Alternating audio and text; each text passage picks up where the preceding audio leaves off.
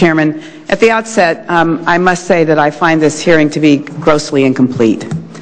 And I feel that without the representation of the Department of Homeland Security, the FBI, the Department of Justice, we are seeing a very skewed discussion, with the exception of Sheriff Baca, who is here. Well, I think these anecdotes are interesting. I don't believe these are experts. And I would suggest that if we're really going to be complete in this hearing, we should also be investigating the Army of God and their website, in which they openly praise Christian terrorists as part of an effort to look at homegrown terrorism in this country.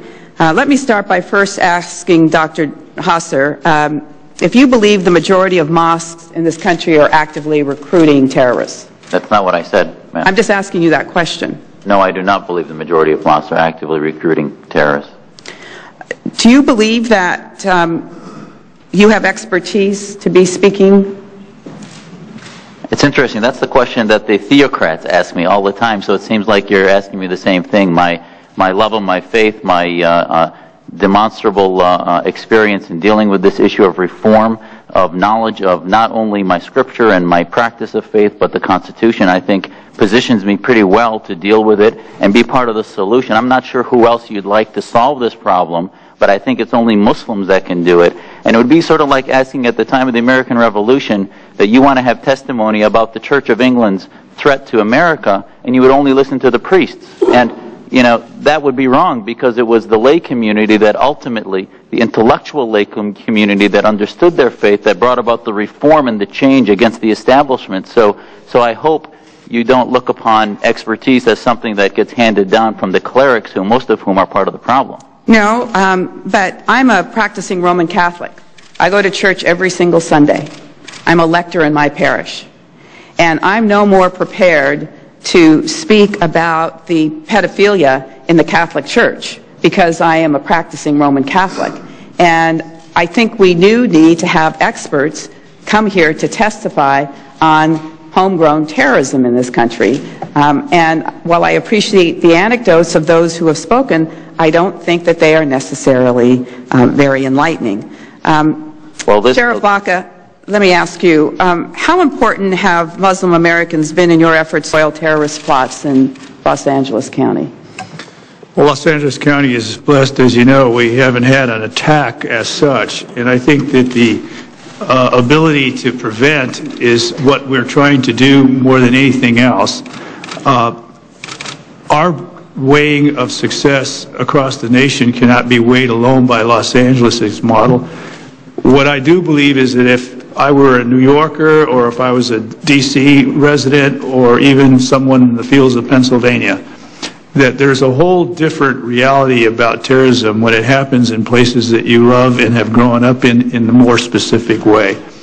And therefore, the variability of the panel today is that I speak about what I do to prevent terrorism.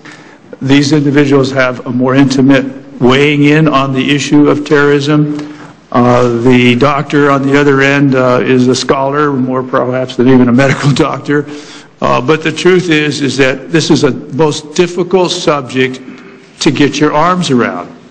And I believe that our country is doing magnificently, given all the complexity of a big country that spreads not only throughout the mass land of America, but everyone around the world, particularly the countries abroad. And where I'm stepping in to say where I'm helping the Middle East police departments, and I'm dealing with Muslims that are in my profession around the world. We haven't even get into that, because we're not going to deal with anything without the connectivity of resources outside America with those that are inside America. If I could interrupt for a moment, one more question, I'm running out of time.